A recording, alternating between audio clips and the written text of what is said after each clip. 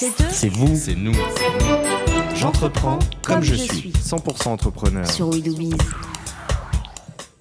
Bonjour et bienvenue dans cette 149e émission de WeMoveJ. WeMoveJ sur WeDoBiz, la radio des TPE-PME, la radio 100% entrepreneur. Je suis Bénédicte Sanson, cofondatrice et déléguée générale du MoveJ. Et j'ai le plaisir d'accueillir aujourd'hui donc Laurent de Monestrol, notre grand témoin associé chez Capival. Bonjour Laurent. Et Cédric Juteau. Bonjour Cédric. Bonjour. Cédric, fondateur de MyCloud 3D. Et donc, je vais commencer par Laurent. Laurent, pour ceux qui n'étaient pas là le 2 octobre, est-ce que tu peux nous rappeler ce que fait Capival ? Capival, c'est un cabinet de conseil qui a deux métiers, l'évaluation financière d'un côté et un deuxième métier qui va être l'accompagnement des entrepreneurs dans les opérations de levée de fonds ou de cession ou d'acquisition. Eh bien, grand sujet. Je pense que nous y reviendrons donc avec Cédric, puisque la levée de fonds, entre autres, c'est particulièrement à la mode chez nos jeunes entrepreneurs. Donc, je pense qu'on se réservera une petite parenthèse sur le sujet. Alors, Cédric, est-ce que tu peux nous dire en quelques mots ce que fait MyCloud 3D ? Alors, MyCloud 3D est une start-up créée en mars 2013 qui est spécialisée dans la création de supports de promotion immobilier. Cela s'illustre par la création de visites 3D virtuelles permettant la présentation des futurs biens en cours de construction, des biens pour la promotion immobilière de biens résidentiels, de commerce, de bureaux, mais aussi d'immobilier plus spécialisé comme les immobiliers de logistique et de santé. Alors si je résume en langage Madame Michu, comme on disait quand j'étais dans la pub il y a très longtemps, en gros je vais sur Internet, je clique sur une vidéo et je vois le futur appartement que je vais acheter. Alors là, ce n'est pas des vidéos, c'est à partir des plans, nous reconstruisons l'ensemble de l'édifice en 3D et à l'image des jeux vidéo, en fait, l'utilisateur va pouvoir en fait librement découvrir l'ensemble des espaces et on y agrège aussi certaines fonctionnalités lui permettant de changer la couleur des murs, choisir des matériaux, changer la stratégie d'agencement ainsi que le mobilier qui peut être présenté au sein de la visite 3D. Donc ça pourrait être le décor de Lara Croft, c'est ça ? Alors, on peut s'en inspirer, mais cependant, nos clients sont plus usuels et donc, eux, s'intéressent plutôt à l'immobilier, au mobilier à l'intérieur, aux matériaux, ainsi qu'à l'agencement, en fait, même du bien immobilier présenté. D'accord. Alors, la société existe depuis 1 an. Vous êtes combien d'associés ? Alors, nous sommes 3 associés. J'ai cofondé cette société avec Jean-Maxime Gilles et Arthur Peter. Donc, 3 hommes. Très bien. Ouais. Et pourquoi vous n'aimez pas les jeunes femmes ? Au contraire, mais... Pas pour bosser, pour faire d'autres choses. Et bien. Vous êtes que tous les 3 ou vous avez des salariés ou...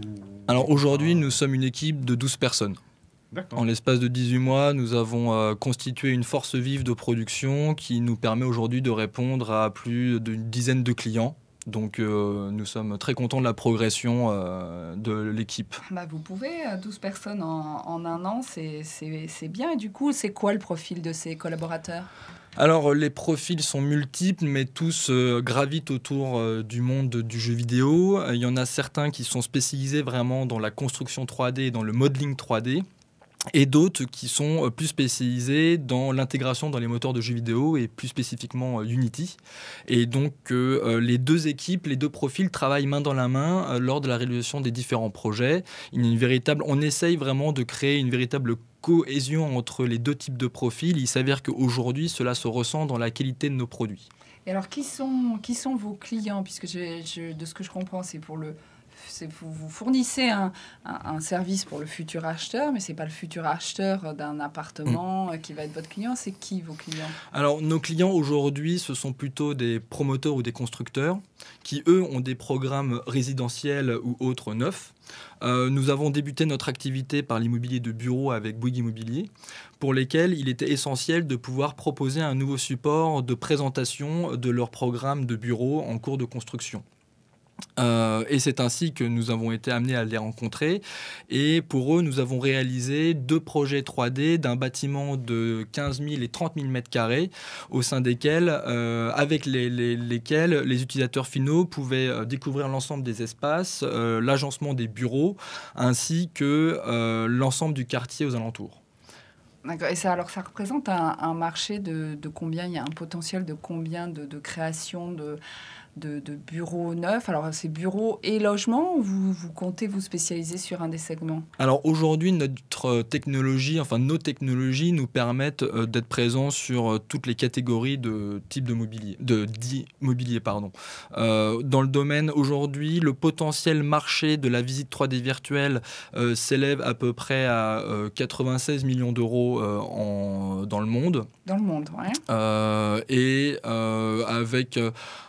Avec un marché de la construction neuve estimé aux alentours en 2020, je crois qu'on sera aux alentours de 6-7 milliards. D'accord. Aujourd'hui, il y a d'autres acteurs présents sur ce marché. Il y a des gens qui font de la 3D. Alors, j'imagine. Oui. Et j'imagine que vous avez plein d'avantages concurrentiels. Alors, le marché de la production d'environnement 3D est un marché très fragmenté. Il est composé d'une multitude de petits acteurs comme de gros. Aujourd'hui, en France, on peut identifier 2 acteurs majeurs qui existent depuis une dizaine d'années. Mais en comparant nos produits avec les leurs, nous rendons compte que ce que nous avons réussi à faire en moins de 2 ans, nous avons réussi à les rattraper sur plusieurs points et même à être meilleurs qu'eux sur certains sujets. Et il y en a d'autres où aujourd'hui, eux ont un avantage technologique ou plutôt, disons, d'ancienneté qui leur permettent de continuer à être devant nous et d'être meilleurs sur certains points. Au niveau mondial, on peut recenser une multitude d'acteurs qui sont très localisés en Angleterre, en Russie, aux États-Unis. Mais aujourd'hui, nous sommes les seuls en Europe à avoir une différenciation technologique grâce à la fois à notre savoir-faire au niveau de la construction des environnements 3D, mais surtout avec notre technologie exclusive de diffusion.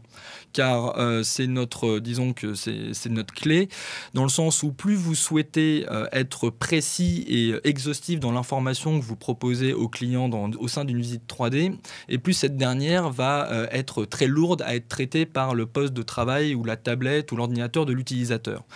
Et nous, pour pouvoir en fait offrir une fluidité et un accès sans contrainte matérielle, nous avons co-développé avec notre partenaire exclusif Scalable Graphics un système de cloud gaming qui permet en fait en temps réel de gérer l'ensemble des calculs 3D à la place du matériel de l'utilisateur grâce à nos serveurs qui sont déployés et qui font tout le calcul à la place. Donc c'est très puissant. Et donc en résumé, ça veut dire que c'est pas une vidéo, mais bref, le petit film va être chargé très rapidement sur l'ordinateur. En fait, l'ordinateur ne va faire aucun travail. C'est-à-dire que lui, il ne va recevoir que le flux vidéo de la visite 3D. C'est-à-dire qu'à chaque fois que l'utilisateur va entamer une action, une interaction avec l'environnement 3D, ça va envoyer une instruction au serveur qui va faire les calculs et en moins de 80 millisecondes, il va recevoir le flux vidéo sur son ordinateur, sur sa tablette ou sur tout type de support. Et donc ça, c'est quelque chose qui est déterminant pour les constructeurs immobiliers de savoir qu'il va y avoir cet avantage-là? Tout à fait, parce que pour 2 raisons. La première, c'est que sans contrainte matérielle, on peut pousser l'esthétisme jusqu'à son paroxysme. Et de 2, on peut incrémenter des bases de données d'information extrêmement complètes, ce qui fait qu'au-delà même de la promotion du bien immobilier, c'est aussi d'autres corps de métier qui peuvent venir s'agréger autour du modèle 3D et donc en fait partager de l'information, puisque aujourd'hui on peut diffuser une quantité d'informations pouvant être relatives aux équipements, aux matériaux, aux fournisseurs et donc, on peut permettre de créer un socle commun d'informations auprès de l'ensemble des acteurs qui interviennent tout au long d'un projet. D'accord, donc finalement, ce n'est pas tellement la technologie qui est importante, mais ce sera effectivement le résultat final, et un résultat final très abouti qui permet de projeter le futur acheteur dans quelque chose d'extrêmement concret. Exactement. C'est ça la vraie valeur ajoutée. Vous dites que vous êtes arrivé très vite devant les quelques acteurs français, européens. Vous nous parlez d'autres intervenants, d'autres acteurs dans le monde entier. Vous-même, c'est quoi votre territoire de jeu? C'est la France, c'est l'Europe, c'est le monde?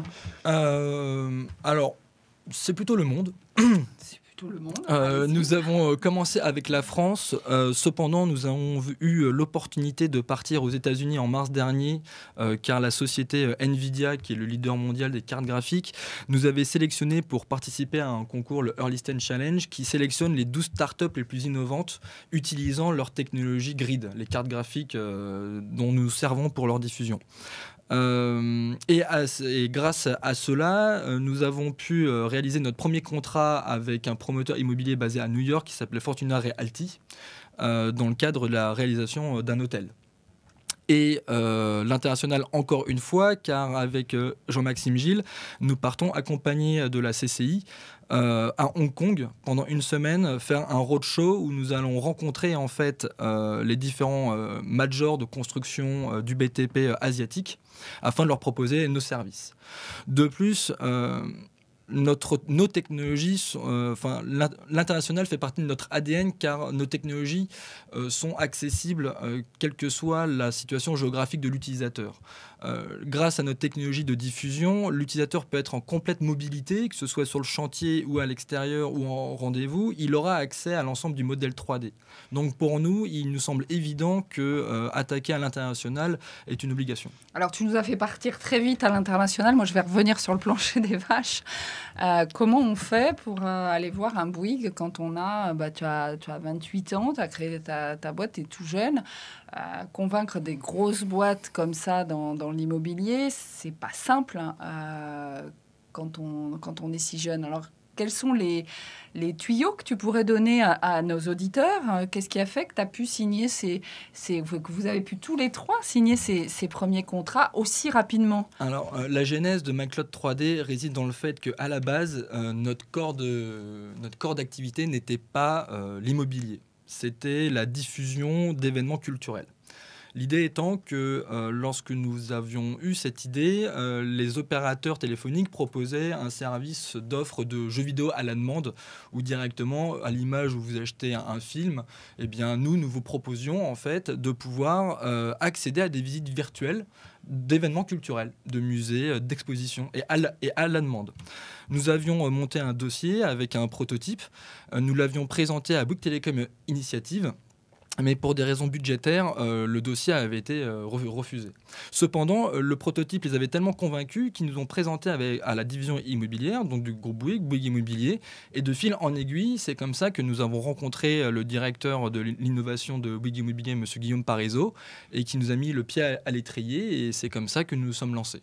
Donc finalement, une succession de rencontres avec au départ l'envie de se jeter à l'eau avec quelque chose, participer à des concours. C'est vrai qu'on ne le dira jamais assez, ces concours, ils sont nombreux, mais sont là vraiment pour vous mettre le pied à l'étrier. Laurent de Monesrol. Moi, je suis toujours intéressé par les genèses des entreprises, justement. Vous êtes trois associés, vous vous êtes rencontrés comment vous avez parlé tout à l'heure de l'envie primaire qui n'était pas celle de travailler dans l'immobilier. Mais comment on se retrouve à agréger toutes ces compétences et toute cette envie pour monter une entreprise?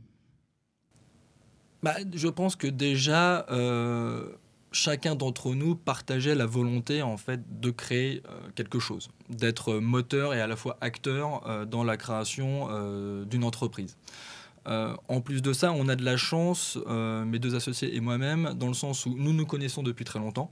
Donc le climat de confiance est permanent, aussi bien dans la manière de se dire les choses que de la manière aussi de véritablement construire un travail d'équipe et d'affronter aussi bien les bonnes et les mauvaises nouvelles ensemble. En plus de ça, on a la chance, et ça on a tous les trois un parcours différent scolaire de formation, mais cependant nos caractères et nos compétences sont complémentaires.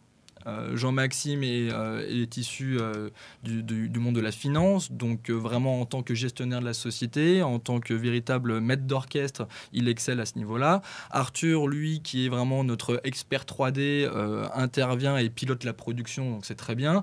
Et moi, avec mes compétences réseau et technologiques, je suis à la fois le moteur du système de cloud gaming et le moteur commercial et marketing de la société. Donc en soi, la répartition des rôles s'est fait très naturellement, dans un climat connu, entre guillemets, puisque nous n'avions pas à nous découvrir, entre guillemets, au travail et sur l'aspect personnel. Et cela a favorisé, je pense, dans un sens, le succès et la croissance de la société. Et donc, quand vous vous êtes lancé, si je comprends bien, aucune étude de marché, du coup, puisque vous étiez parti sur un projet et que ça aboutit dans l'immobilier, ça n'avait rien à voir. Alors, ça a été un peu la sérendipité, exactement. Ouais. Cependant, quand nous avons commencé à travailler avec Bouygues Immobilier, nous avons quand même réalisé de premières études. Nous nous sommes dit, là, on change de manière radicale la direction de la société. Donc, il est temps de pouvoir regarder quelles sont les opportunités qu'offre le marché. Et il s'est avéré qu'on a détecté une multitude d'acteurs déjà présents, mais cependant, tous n'avaient pas les avantages technologiques que nous avons aujourd'hui, que nous avons développés. Et il nous a semblé très opportun de vraiment foncer et d'y aller coûte que coûte. Alors, ce changement radical de marché, enfin, est-ce que vous êtes découvert une passion pour l'immobilier ou finalement c'est plus la passion de la technique qui vous emmène sur un marché où vous vous êtes rendu compte qu'il y avait des choses à faire, hein? Comment ça se passe? Vous êtes 3 à décider aussi. Oui, tout à fait. Alors, déjà, il y a la notion d'opportunisme. Ça a été une opportunité d'attaquer ce marché-là. En plus de ça, accompagné d'une référence comme Bouygues Immobilier aide toujours à mettre une certaine renommée sur le marché. Donc en soi, ça nous a pas, on n'a pas éprouvé de difficultés majeures à y aller, et il nous a semblé très naturel de continuer dans cette voie, quoi. Enfin. Et comment on price une prestation comme ça, justement, quand c'est un client qui vient vous voir en vous disant, mais en fait, faites-nous ça, c'est génial, c'est pas vers là que vous partez, mais Et derrière, du coup, c'est quoi le business model de votre entreprise et comment vous gagnez de l'argent? Alors, on price au niveau... alors, il y a toute une étude en amont des plans. Ça, c'est fondamental. Et à partir de là, on établit une grille tarifaire du prix au mètre carré. Donc ça, c'est pour la partie modélisation 3D. Ensuite, pour la diffusion, c'est un abonnement mensuel qui est défini selon un nombre d'utilisateurs en simultané. Donc en fait, la question que nous posons à nos clients, c'est au maximum combien de personnes en simultané vont avoir accès à la visite 3D. Et à partir de là, nous établissons une grille tarifaire en fonction des performances que le souhaite avoir l'utilisateur. Donc, pas de temps homme, en fait. Vous facturez pas du temps homme, vous facturez une enveloppe au mètre carré. Exactement. Voilà. Ouais, plus de... Ouais. Parce qu'en fait, on s'est rendu compte que les utilisateurs et les professionnels de l'immobilier travaillent ainsi. D'accord. Donc, vous êtes calqué, en fait, sur leur fonctionnement. Exactement. Pour proposer votre propre Exactement. grille tarifaire. C'est astucieux. Alors, de ce que vous nous décrivez, il y a un marché important, mais vous n'êtes pas tout seul. Non. Donc, j'imagine qu'il y a une petite idée derrière la tête de levée de fonds. Évidemment. Évidemment. Laurent, 2-3 petits conseils à donner sur une levée de fonds? Oui, il faut l'anticiper, ça prend du temps. Il faut savoir aussi bien quelle est sa stratégie financière, lever quel montant, pour faire quoi, à quel moment, avec quels interlocuteurs. C'est des questions importantes à se poser avant, parce qu'on ne lève pas forcément 100 000 euros avec les mêmes interlocuteurs que 1 million d'euros. Et c'est des gens qui ne vont pas chercher forcément la même chose. Quand on lève 100 000 euros avec des business angels, ils vont chercher de l'intuitu, on va vouloir reconnaître vous. Ils vont mettre l'argent sur vous, les hommes. Quand on va faire un deuxième tour ou un troisième tour avec des fonds d'investissement, ils vont juger un projet. Donc c'est important de se poser les bonnes questions avant pour savoir ce qu'on veut financer, de combien on a besoin et du coup qui on va aller voir. Parce qu'il ne faut pas perdre de temps non plus. C'est très chronophage et votre métier principal, j'ai envie de dire, c'est de développer MyCloud 3D, pas de lever de l'argent. D'où l'intérêt d'être 3. Voilà. Alors, on va revenir justement sur le fait que vous soyez 3, une bande de potes, donc si on a bien compris ici. Ouais. Comment vous est venue l'idée de créer une boîte ensemble? Alors, tu dis vous aviez tous les 3 cette envie-là, mais il y a un moment, on se jette à l'eau. Tu es salarié, je ne sais pas si c'était le cas d'Arthur et Jean-Maxime. C'est tout à fait, oui. Voilà, donc du coup, 3 salariés qui décident de tout planter là et de créer une boîte et de partir vers rien, 0 revenu. Comment ça se passe dans votre tête à tous les 3? On a mûri un peu le projet quand même avant de prendre la décision finale. Cependant, c'est sûr, il faut être préparé. Avant Jean-Maxime était salarié, Arthur aussi, moi-même. Un projet comme celui-là se prépare aussi bien au niveau sur le plan personnel que professionnel. J'entends par là que sur le plan professionnel, il faut déjà quitter son ancien travail. Et donc, il faut le quitter avec une certaine manière. Il ne faut pas le quitter de manière brutale. Et généralement, en plus, plus on le quitte de bonne manière, et généralement, les premiers contacts se font par nos anciens employeurs. Vous avez un exemple, une anecdote chez vous trois, un premier client ou un client qui est arrivé assez vite lié à votre ancienne vie? BNP Real Estate, par exemple. Jean-Maxime travaillait en salle de marché pour BNP. Et aujourd'hui, BNP Real Estate est un de nos clients, car nous sommes passés par un de ses anciens collaborateurs qui connaissait très bien une personne de chez Real Estate et qui nous a mis en relation avec lui directement. Ok, voilà. donc voilà, la preuve par l'exemple. Exactement. Après, sur le plan personnel... Oui, c'est important cette dimension-là. Personnellement, comment on se jette à sur le l'eau? plan personnel, il faut juste ne pas penser au pire et ne penser qu'au meilleur. Enfin, je ne dis pas qu'il faut oublier le pire. C'est-à-dire qu'il faut savoir accepter parfois de se mettre en danger pour pouvoir récolter les fruits du travail. Alors, se mettre en danger, ça veut dire quoi? Ça veut dire d'une falaise. Non, mais anticiper le fait que l'idée peut être mauvaise, que l'idée peut être bonne, mais la mise en pratique peut être mauvaise, et qu'à la fin, on peut tout perdre. Et que la société, malheureusement, surtout lors des premières années de création, se retrouve en difficulté et se plante. Ce qui compte, c'est pas de se planter. Ce qui compte, c'est de se relever. Et il y a un proverbe américain qui dit qu'on ne peut pas réussir une fois si on n'est pas tombé au moins 5 fois. Okay. Donc, à partir de là, je pense que toutes les personnes qui hésitent à s'engager dans la création d'entreprises, dans l'entrepreneuriat, moi, je les invite à essayer, parce que humainement, elles vont se découvrir certains côtés de leur personnalité qu'elles peut-être ne sous-estimaient pas, enfin qu'elles sous-estimaient, pardon, le courage, l'engagement, la volonté de faire le travail correctement.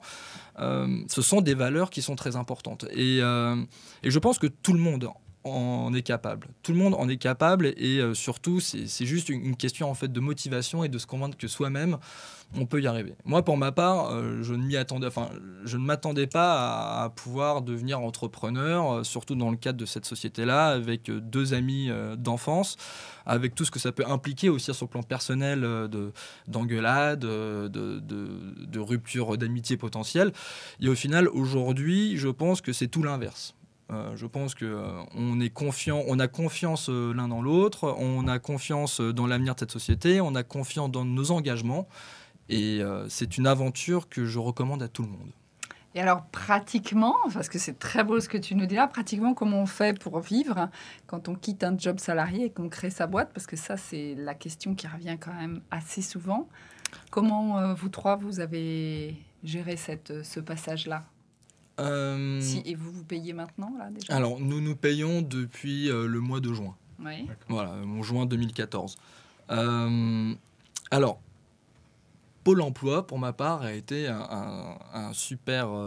il faut le dire, il faut le dire. Non, mais ils ont été géniaux dans le sens où ils ont un véritable programme d'accompagnement pour les créateurs d'entreprises, leur permettant d'accéder à leurs droits aux ACDIC, dans le but vraiment d'avoir cette tranquillité d'esprit tous les mois pour pouvoir avancer sereinement dans la construction de sa société. Bon, il faut savoir que c'est limité à 15 mois. Donc ça veut dire que vous avez une fenêtre de tir de 15 mois entre le moment où le CABIS signale la création de l'entreprise et la fin de vos droits dans le cadre de ce programme. Donc s'il y a des gens qui veulent bénéficier de ça, il faut qu'ils soient bien conscients du fait qu'ils ont une fenêtre de tir de 15 mois. Et qu'après, soit leur société est à même de pouvoir les financer, soit malheureusement, ils devront mettre fin à toute activité. Donc une petite prise de risque, quand même. Mais... C'est une légère épée de Damoclès, disons. Légère épée de Damoclès. Et justement, souvent, l'environnement, les parents, les amis ont du mal à comprendre ce choix-là. Comment ça s'est passé de ton côté et de celui de tes associés? Du côté de mes associés, ça s'est bien passé. De ton côté? Non, mais de mon côté aussi. Cependant, ils sont tous très supportifs, mais ils sont tous aussi très inquiets. Voilà. Oui. On ne peut pas reprocher à une mère de faire son travail de mère. Donc à partir de là, je dirais qu'il y a énormément de soutien de la part de nos familles. Ils nous poussent à aller de l'avant. Et surtout, je pense que l'élément le plus fort, c'est que même si ça ne marche pas, ils ne viendront pas vous voir et vous dire « je te l'avais dit ». Voilà. Est-ce qu'on te l'a dit justement, ça ne marchera jamais? Non. Non, Non. Personne? Non. Bah, c'est génial, les tons changent. Alors, personne. Je pense qu'il y a des gens qui l'ont pensé, mais qui n'ont pas voulu me le dire par pure politesse. Mais, et quand bien même, je dirais qu'ils ne sont pas dans ma position, dans notre position, et qu'ils ne sont pas à même de pouvoir juger. Voilà. Et justement, qu'est-ce que tu as envie de conseiller à un jeune ou un moins jeune qui se lance ou qui hésite à se lancer aujourd'hui en se disant mon statut social va changer, ma façon de vivre aussi. Ça peut être des craintes. Toi, c'est quelque chose qui, a priori, tu as bien vécu. Voilà. Qu'est-ce que tu lui dirais? Je lui dirais que c'est d'abord une expérience très enrichissante et que la zone d'inconfort en fait, dans laquelle il va être projeté génère du stress et de l'angoisse et que ça peut être générateur de frein à la volonté de s'engager. Bon, c'est évident, tout le monde. Et nous, les premiers. Cependant, même si c'est pour 12, 24, 36 mois, c'est une expérience qui est valorisable. C'est-à-dire que vous arrêtez d'être entrepreneur, vous retournez sur le marché du travail. Aujourd'hui, je connais très peu d'employeurs qui ne revalorisent pas ou qui ne valorisent pas le fait qu'une personne ait pris son courage à deux mains et a voulu savoir ce qu'elle pouvait faire seule, en tant qu'entrepreneur, avec tout ce que ça implique. L'URSSAF, les impôts, la création de la société, les tâches administratives. Enfin, il y a quand même une multitude, une somme de tâches que les salariés ne voient pas et que lorsque vous êtes en position de patron, vous devez assumer la responsabilité. Donc déjà, en soi, d'avoir été en contact avec tout cet écosystème administratif, déjà, en soi, je trouve que c'est un bac plus 5 à soi tout seul. Hein. C'est quand même un sacré pavé. Et surtout, ça ne dure qu'un temps. C'est-à-dire que si la société ne marche pas, c'est pas grave. Vous retournez sur le marché du travail et vous pouvez retourner à travailler en tant que salarié. Le principal, c'est pas avoir de regrets. Voilà, c'est-à-dire que si vous avez des regrets parce que vous vous dites « je ne me suis pas donné à fond, j'aurais dû faire ça, etc. », vous êtes passé en fait à côté de la leçon de l'entrepreneuriat.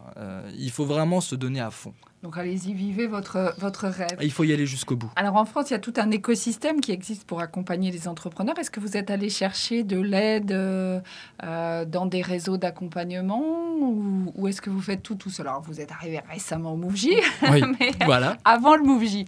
Avant le MoveJ, non. Non. Par contre, nous sommes allés chercher de l'aide plutôt financière auprès de Scientipol Initiative. En fait, on a levé de la dette auprès de Scientipol Initiative et en tant que lauréat des 101 projets organisés par Xavier Niel, Grandjean et Simoncini. Simoncini, pardon. Et c'est à peu près tout. Et aujourd'hui, nous faisons partie du pôle de compétitivité Cap Digital. D'accord. Voilà. Alors aujourd'hui, vous venez chercher l'aide, le soutien du MoveJ, d'un mentor. Vous en attendez quoi précisément?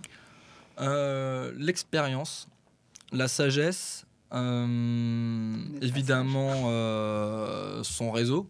Il est évident que c'est quand même une personne qui est rompue à l'art de l'entrepreneuriat et est une source d'expérience et d'apprentissage non négligeable, surtout pour nous, parce qu'on ne naît pas patron.